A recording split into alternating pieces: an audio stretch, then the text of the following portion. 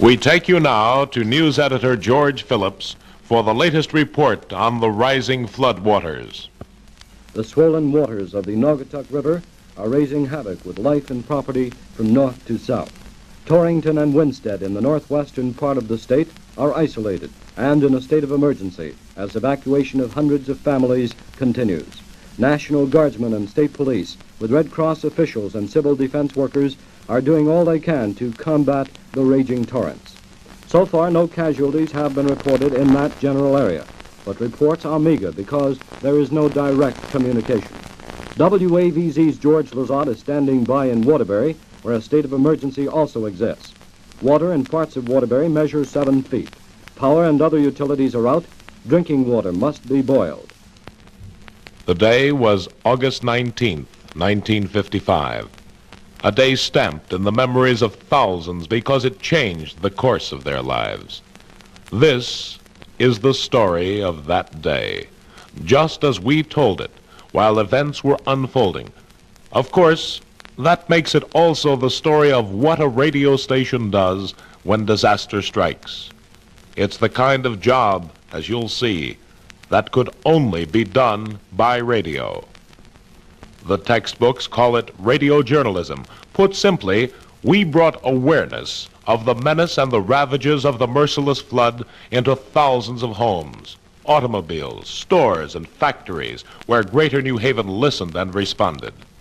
And so, this becomes, too, the chronicle of how Greater New Haven and Connecticut mobilized to rescue and to rebuild. This story could be that of Americans in 6 other states that day who faced the flood. For too many people, this day was a tragedy. But the record of the valiant makes it a thrilling story, too, a story we think you will want to keep as a permanent record. Let's get on with it. My name is Tiny Markel, but I don't figure in the story until later. It began through the voice of WAVZ's news editor, George Phillips. New Haven Civil Defense Director Robert Corley has called for volunteers in small boats to help evacuate residents of the Torrington area in the northwestern part of the state. If you can help, please call Fulton 7. We sign on at 5:30 every morning. George Phillips, coming in to prepare his first newscast of that day, could tell immediately that a big story was in the making. Every phone in the office was ringing. The Associated Press ticker brought news of trouble in Torrington, Connecticut. And then came a call from George Lazat. It was the first of many calls broadcast from George, a WAVZ staff man who lives in neighboring Waterbury. At 5:25 a.m., the civilian defense siren broke the roar of an all-night downpour. His instinctive reaction was to cover and call WAVZ. This is George Lazat reporting to you from Waterbury, and we'd like to tell you what has happened so far this morning. As far as we have been able to determine, in the last 15 or 20 minutes, all is confusion here in the city. This much we know at the moment. Mayor Raymond D. Snyder has declared a state of emergency. There has been a dam that has given way in the Waterville section of the city, and the city's key Huntington Avenue Bridge has been swept away by the floodwaters of the Naugatuck River. Yes, that was the first of many calls from George Lazat. In another, he told of the first known casualty in the storm, a 4-year-old girl. Well, here is how it happened just about 10 minutes ago. Firemen from Truck 3, who have been risking their lives since 2 o'clock this morning on the North Riverside Street area of Waterbury, were using their truck to take people from the 2nd and 3rd floors of those houses on North Riverside Street. They had taken the mother and the father of this young girl down the ladder across to Summit Street, where they were safe on high ground. The 2 firemen on the ladder were passing the young girl, the 4-year-old girl, from one fireman to another, when suddenly the ladder shifted. Either the ground gave way below it, or it moved in some unexplained manner, The fireman and the 4-year-old girl were thrown from the ladder and they fell into the current, which they tell me was traveling at about 45 miles an hour through the Riverside Street section. A man who was standing in the group of spectators, about 50 people saw this. Many of them said, "My God, they're gone, all of them." When the youngster fell in the water, a man had to be forcibly restrained from leaping into the water to see if he could get the little girl. But she was already out of sight, floating down Riverside Street toward... You know, the importance of news changes depending on what competes with it. Tragedy was still remote from New Haven. The troubles of other parts of the world still took up time. Across the world, flash floods have destroyed or inundated thousands of houses in Japan's northernmost island. But then it came closer. A check with Naugatuck police finds that town in serious trouble. Sergeant Joseph Suma talked to WAVZ this morning while in knee-deep water at headquarters. Police headquarters has since been moved to the Naugatuck High School. Several feet of water is reported in downtown Naugatuck, and the worst is yet to come. National Guardsmen and state police are assisting Naugatuck in the emergency. Volunteers and owners of small boats are needed all along the Naugatuck Valley. Contact your nearest civil defense office. Due to the flood conditions in Ansonia, the American Brass Company in that town will be closed until further notice. The voice of George Phillips struck just the right note. Calm and reassuring, it built confidence where needed that help was coming. It roused others to rescue work. As the crisis mounted, WAVZ's general manager, Daniel W. Copps, dug in at a typewriter and a telephone, trying to keep up with the affected areas and feeding the reports to George Phillips. In Ansonia, the uncontrollable waters have advanced from the lower areas to threaten virtually the entire city. Police say that water is seeping down Main Street at 10 miles an hour. In many sections, boats have been needed to evacuate people from their homes. Boats collected from elsewhere in the state are arriving there now, and evacuation is progressing. Most of the evacuees are being taken to the Ansonia Armory. Mayor Lee conferred with Mayor Snyder of Waterbury this morning, and 14 New Haven policemen have been sent to that town. You know, we never realize how much our feeling of security depends on having perfect communications with our fellow man. We could detect the strain in the voices of the telephone operators trying to keep up the connections between comfortable, everyday living and complete devastation. And the communications were breaking down. Somehow, we managed to get through to Seymour, no longer able to make outgoing calls. In Seymour, a trestle is down and a bridge is in danger of being washed up. Seymour police asked WAVZ to alert Woodbridge firefighters to stand by in case they're needed. It's impossible to call out of Seymour, though they are receiving incoming calls. And we lost contact with Seymour.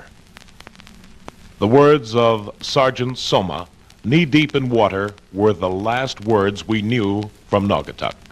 But worst of all, there had been no way to get through to Torrington or to Winsted, Connecticut for hours. What was happening to life and property there was unknown to the outside world.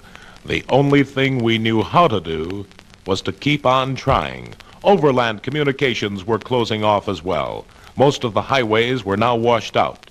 From Les Tyler, the New Haven Railroad's busy information officer, came word of trains out of action. Here's the 11:55 news from WAVZ, the newspaper of the air. George Phillips reporting. The entire state of Connecticut has been alerted to meet the emergency along the Naugatuck River Valley from north to south. The torrential rains are still raising havoc with the northwestern part of Connecticut, with Torrington and Winsted the center of the worst area. Both these towns are isolated. Hundreds of families are marooned and many persons are missing. This is the same story all along the valley from Winsted down to Ansonia. The New Haven Railroad has reported washouts of 3,000 feet of track on the main line between Waterbury and Winsted last night. A rail spokesman said washouts also delayed New Haven trains between New York and Boston. The nerve center for Connecticut's mobilization is in Hartford. WAVZ has been in communication with Governor Ribicoff's headquarters there, where he is directing activities. Governor Ribicoff is in the State Armory receiving reports and consulting with National Guard staff officers and Civil Defense Director Leo Mulcahy. Defense against the flood has become primarily a military problem, and over 5,000 members of the Connecticut National Guard are being brought into service. One of Governor Ribicoff's chief concerns is the danger that Otis Reservoir in Massachusetts may overflow. In the event that it does, Winstead and Torrington, here in Connecticut, in the northwestern part of the state, could be more seriously affected.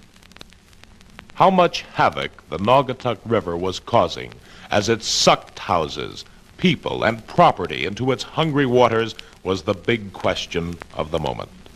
But another threat was looming along the Connecticut River. Its waters were held back more securely than the Naugatuck by dams. But was that just postponing the calamity in the Connecticut Valley? How high would its waters go? The U.S. Weather Bureau at Bradley Field has issued the following Connecticut River Bulletin. Record rainfall from central Massachusetts southward and moderate rain in lower Vermont and New Hampshire has been causing a rapid rise in level of the Connecticut River as well. This rapid rise will continue with the following crests anticipated. Holyoke between 11 and 12 feet early Saturday. The 9 a.m. stage was 5. New England had been alerted for the Friday, August 19th. A flood was the last thing that anyone expected. Rain-swollen rivers and creeks have flooded many parts of 9 eastern. The tail end of dying Hurricane Diane swept the region with up to 12 inches of rain, falling in some areas. 22 persons have been killed by the fury of the storm which swept northeastward. Damage is estimated in the millions of dollars. The hardest hit were eastern Pennsylvania, southeastern New York and New Jersey, and of course, northwestern Connecticut. The rising waters have marooned hundreds of persons. The Air Force and the Navy have pressed helicopters into service to rescue stranded persons. Helicopters are operating over Torrington and Winstead. They are operating over Waterbury. They are also operating over Naugatuck, Seymour, and Ansonia. Some 650 children were marooned on 2 island camps in the Delaware River, about 10 miles north of Philadelphia, and 310 persons were stranded in 2 railroad trains in the Pocono Mountains of Pennsylvania. Became more and more tenuous. Telephone checks with the governor's emergency headquarters in Hartford produced bits and pieces that had worked their way back from men flying helicopters over stricken areas. George Lizotte, receiving state police radio calls in his car in Waterbury, picked up other bits and pieces. And in our newsroom, the phones were ringing constantly. People who wanted to help, people who wanted reassurance, civil defense, the Red Cross, and people you stand next to at the market or at the line at the bank, the Salvation Army, the Junior Chamber of Commerce. We passed hundreds and hundreds of messages. For example, when I was on the air a little later that afternoon with our regular disc jockey programming. We've got a couple of announcements here. One from Camp Townsend. That's the Girl Scout camp that's located near Litchfield, Connecticut. A report comes to our newsroom from Civil Defense that all the children there are safe and sound, every single one of them. And Civil Defense radioed State Police in Litchfield a little while ago to confirm this message. So any of you parents that have youngsters up at the Camp Townsend area, the Girl Scout camp there, rest easy. All the youngsters safe, sound, warm, and none the worse for their experiences, probably. That was one of the few pleasant things we had to say that day. With all Waterbury radio stations still off the air, George Lizotte reported that the city has been keeping abreast of developments through WAVZ. Please tell our people, a Waterbury police official asked WAVZ, to keep their cars off the streets. We're having trouble getting ambulances and boats through. The boats are arriving in trucks from other sections of the state, including New Haven, to speed the evacuation. Thousands of families are being evacuated, and many are reported missing all along the path of the rampaging Naugatuck. Some people have taken refuge in trees. Others are stranded on rooftops. Helicopters are being used by the state police, the National Guard, the United States Navy, and civilian defense officials to help evacuate the stranded persons. The first casualty of the flooding in Connecticut is reported to be a 3-year-old Waterbury girl, as told by WAVZ's George Lizotte. who is on the spot covering the northwestern part of the state. The child fell as rescuers tried to save her from a home that was inundated. Because of incomplete reports, it is too early to say what the death toll will be. It's also too early to say how much damage the violent waters will cause, but it will run into the millions of dollars. Many homes along the Naugatuck River have been literally swept from their foundations. A 55-year-old man stricken while at work in Ansonia had to be carried away first by boat, then by ambulance to Griffin Hospital. He was pronounced dead on arrival. And still we had no word of Winsted or Torrington. But news was still flowing out of New York. Here's a bulletin from New York. A general court-martial has found Sergeant James Gallagher guilty on 4 counts. The charges involve unpremeditated murders, mistreating and informing on fellow Korean War prisoners, and collaboration with the Chinese Communists. And the question remained, had the raging waters reached their peak? A U.S. Weather Bureau advisory says that Connecticut's plight may worsen. Once again, we take you to Waterbury and WAVZ's George Lizotte for an on-the-spot report on flood conditions in that town. Come in, George Lizotte. This is George Lizotte speaking to you now from the emergency room at St. Mary's Hospital in Waterbury, Connecticut. The Naugatuck River rampaging has split the city in two, according to our late reports.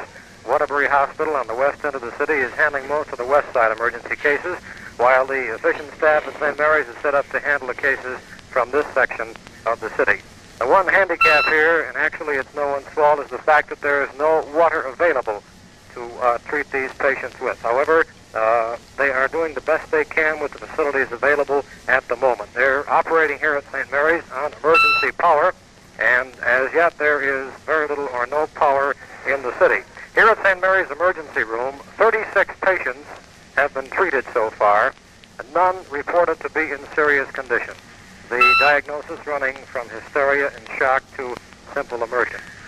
At the moment, the Waterbury Police Department is still operating, and operating on emergency power. Helicopters from Bradley Field. While getting the latest report from Waterbury, George Phillips grasped at every possible opportunity to obtain a report on Winsted and Torrington, Connecticut. George, Yes, George, we just have a couple of questions. As you know, there's no direct communication with Torrington or Winsted area. That's right. Have you heard anything, George, No, from George, that area? we have had no reports. I know that the only report I picked up on the State Police radio a few moments ago was for the Terryville Fire Department to stand by in the east section of Thomaston. That request came from the Connecticut State Police. However, we have a report the New Milford area is cut off. New Milford is close to Torrington, and that entire area, Thomaston, Torrington, and Winsted, is reporting very little because of the complete lack of any audio communication.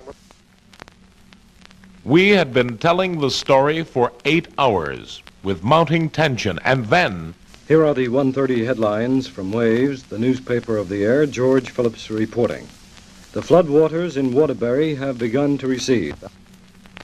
yes, the waters of the Naugatuck were receding, unfolding an unbelievable story of death and destruction.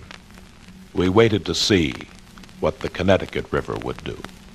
The worst flood in Connecticut's history roared down the state's main rivers toward the Sound today, wrecking buildings, washing out dams, damaging industry, and taking lives. The state National Guard chief called it the worst thing that has ever hit Connecticut. The acting regional director of the Federal Small Business Corporation, Arthur Long, arrived in Hartford and made arrangements for a helicopter tour of flooded areas to see if Connecticut should be declared a disaster area. The filter center in New Haven maintained a link with other filter centers. We kept in touch with the filter center. As Connecticut struggles against the menacing waters, the latest threat arose in the Norwich area. Ockham Dam, 10 miles north of Norwich, has just gone out. It was the second dam in the area to go, the first being Baltic Dam. Word of this came to New Haven at the filter center in a plea for help from the stricken area. The Norwich Filter Center pleaded for boats and other rescue materials. The breaking of those dams means that the Shetucket River in that area will probably overflow its banks, and the city of Norwich itself faces flooding conditions.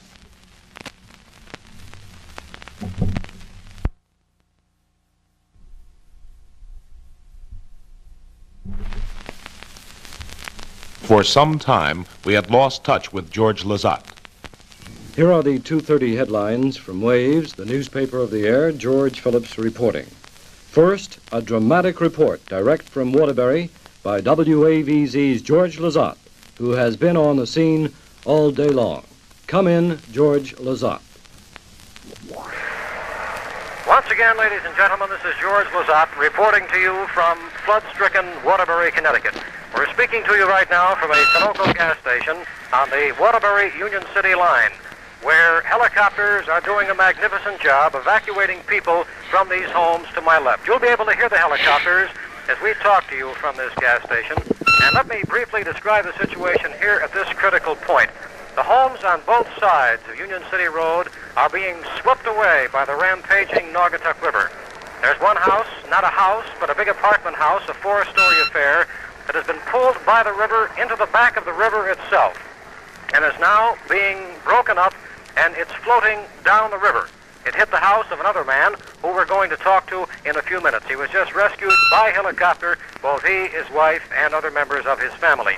Briefly, the Naugatuck River here is surged over its banks and is covered both sides of what would normally be this busy 4-lane highway. Before coming down here, we covered the south end of Waterbury. The river has done hundreds upon hundreds of $1,000s of damage. As a matter of fact, we have one unofficial damage estimate of at least $10 million in the Waterbury area alone.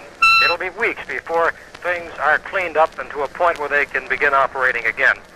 Right now, we have a gentleman here with us who's going to talk to us because he has just been rescued by a helicopter, and he wants to tell us what it's like to be trapped by a surging river. Sir, what is your name?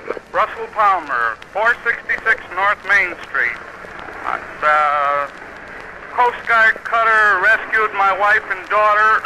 The house was tipped on its side, and the tanks and so forth let loose up the river, hitting up against it. I thought if it ever went over, life would have been lost. I was an eyewitness to a woman riding down on a roof off her home, and she blood all over her face, and she hit the Naugatuck Manufacturing Company and went under.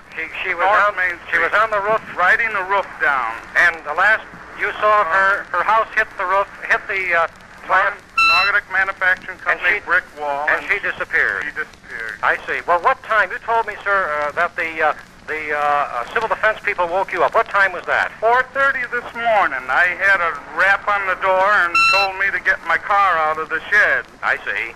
And I did just that, and the water come up awful fast. I see. And when did you find that you couldn't get out, sir? I was trapped right in the house across the street.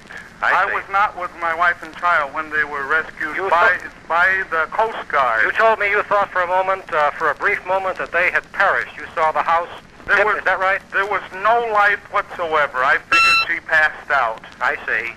Though the water didn't reach her, she was in the second story. The water was 3/4 of the way up to the second story. And there was no life whatsoever, and the Coast Guard dropped the lifeline, and she couldn't get into the belt.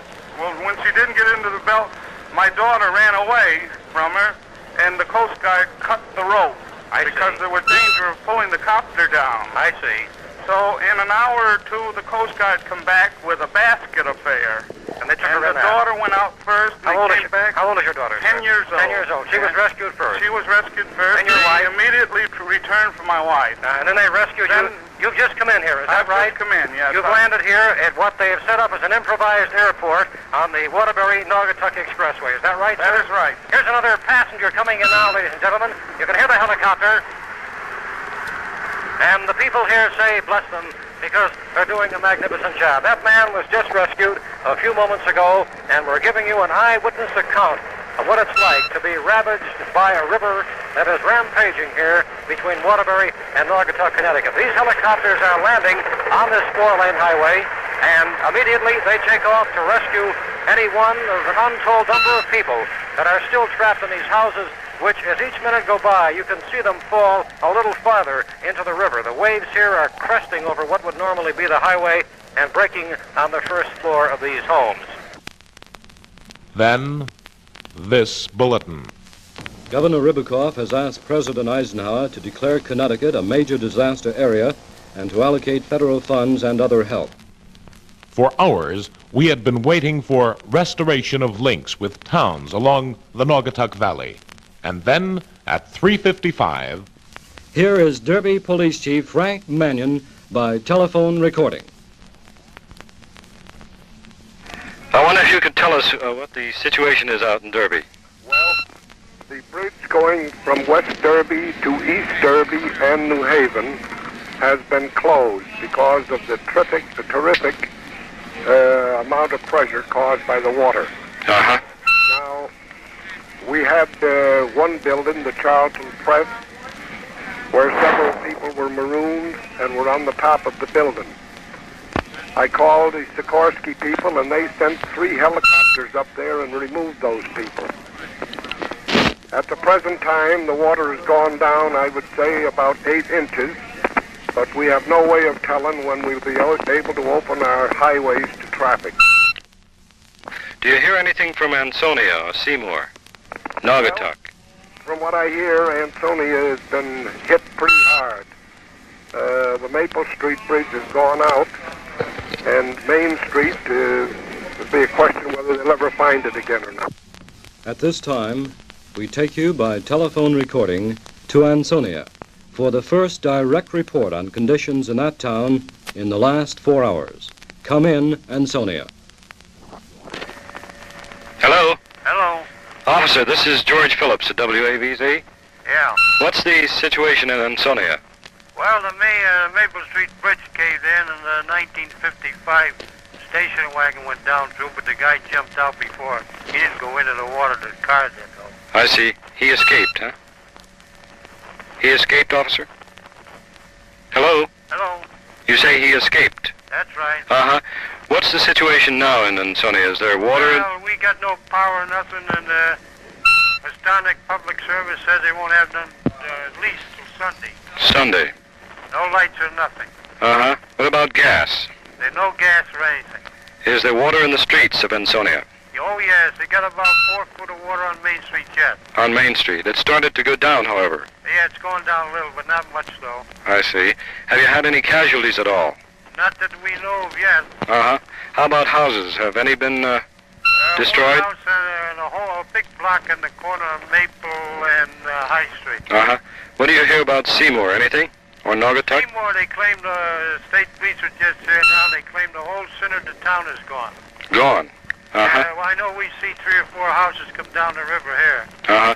You have had no casualties in Ansonia? Not that we know of. We have no report on it. Uh-huh. Is there still? We never had no telephone. I don't know how you got in here. By telephone recording, WAVZ's Tiny Markel is standing by with Mayor William Sheasby of Ansonia. We take you now to Ansonia and Tiny Markel. This is Tiny Markel once more, this time reporting from the City Hall in Ansonia, Connecticut, one of the towns worst hit by the flood here in the Naugatuck Valley. And we have here with us, right in his office, in the captain's uniform, the mayor of the city of Ansonia, Mayor William Sheasby, and he is a captain, he tells us, in the reserve, and he is in uniform with us, been very busy, and has been kind enough to take a few minutes out of his schedule here, which has been pretty panicky today, to take a couple of minutes to give us some indication of what has happened in his town. Mayor Sheasby? The flood of the Naugatuck River has certainly put Ansonia in a very, very tough spot. We have a great many people that are homeless. We have many, many problems. And one of the problems that we have is the lack of generators. We need generators for lights at night in the stations that we are manning. We are setting up at the present time some temporary housing and getting ready to work with our medical units. And at the present time, we're at the City Hall setting up proper guard protection. The guard protection will be under the guidance of our Chief O'Brien, and he'll be assisted by our auxiliary police and units from the National Guard and volunteers. I would certainly like to make a very down-to-earth appeal to the people in the neighboring communities not to visit Ansonia for a few days. It will certainly give us a chance to get on our feet and a chance to breathe so that we can straighten this deal out. While I worked my way from Ansonia to Seymour, George Phillips was still continuing the job he had begun 12 hours before. The task of finding the tiny significant facts out of a morass of confusion, often ad-libbing because there was no time to write. It was a clear picture in proper perspective. We found later that many people in the stricken areas knew far less about what was going on in their immediate vicinity than WAVZ listeners in the New Haven area. You can hear the strain in George Phillips' voice at 6:30 p.m. after 12 hours of continuous news broadcasting. As yet, WAVZ has not been able to contact the Torrington-Winsted area, though we have tried all day long. WAVZ's Tiny Markel is now in the Ansonia, Derby, Seymour, and Naugatuck area. Markel spoke with Mayor William Sheasby of Ansonia, who reported there were no casualties in that town, though there's a lot of cleaning up to do once the waters recede. No casualties have been reported in Derby either. We have been unable to contact Seymour and Naugatuck. Yes, from Ansonia, I drove toward Seymour, but I had to leave my car a mile away. After crossing the only remaining link into the town, a footbridge, I talked with workers who had rescued hundreds and hundreds that day. Not all their efforts could succeed. Earlier, they had tried to persuade two elderly women to leave their home. For hours, the women haggled and refused. As the water rose, they called for help. The rescuers had them almost within their grasp when the angry torrent snatched the pair from their grip, pulled them into the swirling waters.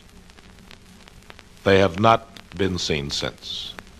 That night, I drove back to WAVZ through a land of strange contrasts, going past death, destruction, despair, and inevitably mud, and passing here and there sections where life went on as usual.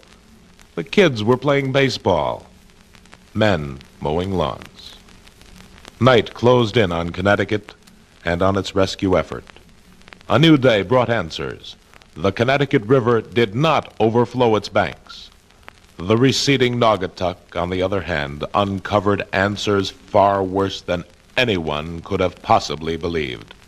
In Stroudsburg, Pennsylvania, here and there in 7 states, the story was much the same.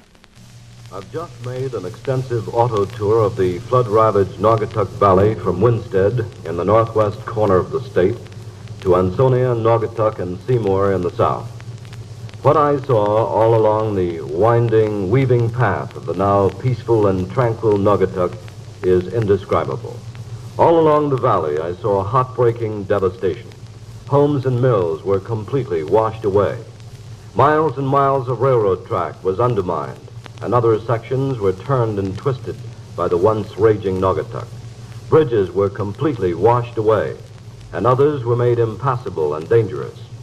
Giant boxcars were hurled like toys at the will of the surging current against trees and buildings. Autos were strewn up and down the valley, in the stream itself, and along its winding path from Winsted to Naugatuck. Several of the autos were twisted wrecks, as if a giant hand had crushed them within its grip. Others had slammed into trees and homes. The people in Winsted are still dazed, and those in the low-lying areas have lost everything. I observed canteens set up by the Red Cross to feed and clothe the homeless. Armed men stand guard with rifles poised to shoot in the event of looting. It will be weeks and possibly months and even years before the Winsted business area is restored. Moving to the south, I came upon what used to be Torrington, another city in which I spent a few years. I wish I had never seen it as I did today. The center of Torrington is 75% destroyed, although not as bad as Winsted. The business area, which extends out from the center in the 5 points of a star, has been ruined. A bridge in the center was washed away, along with 2- and 3-story structures. There was more than 20 feet of water in the heart of the city. The big power plant of the Connecticut Light and Power Company was inundated completely, but the oil and gas tanks did not explode.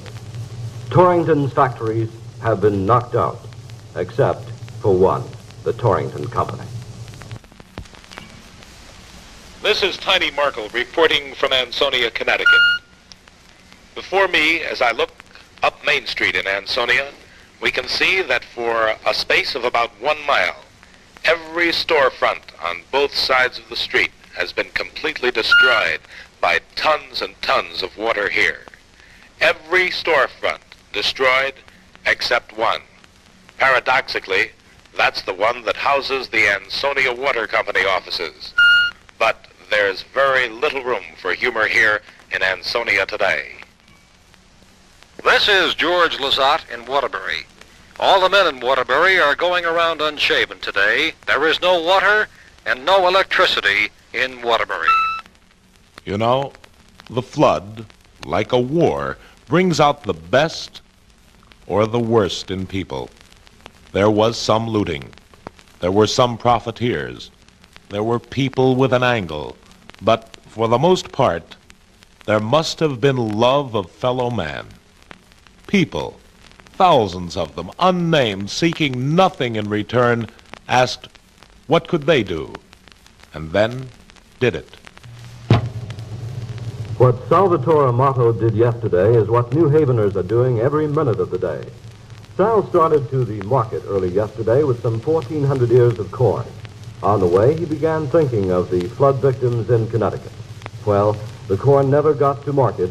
It ended up going to the flood victims in Waterbury.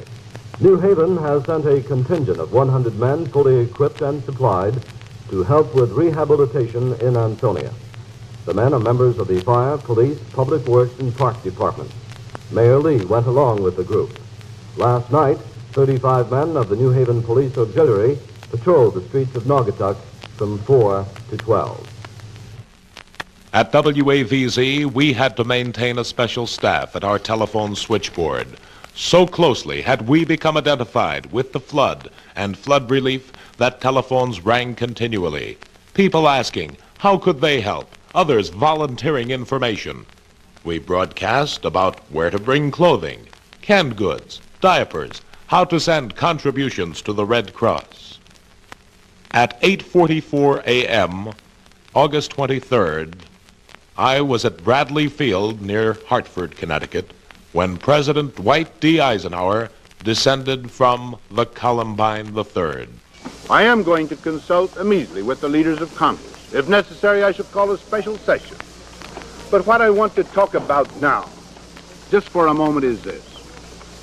The great value of Red Cross money here. Red Cross money is not limited. It goes to people that are in need, to human beings, not just to cleaning roads and rebuilding schools, but to people that are hungry, are cold, and have no place to go. In my opinion, everybody in America, everybody in the sound of my voice, will sleep better tonight if he turns in everything that he can spare to meet this great disaster that's happened to our fellow Americans. And Connecticut went on digging its way out, paced by a tireless governor who said, we would emerge from the flood disaster a finer state, a greater state.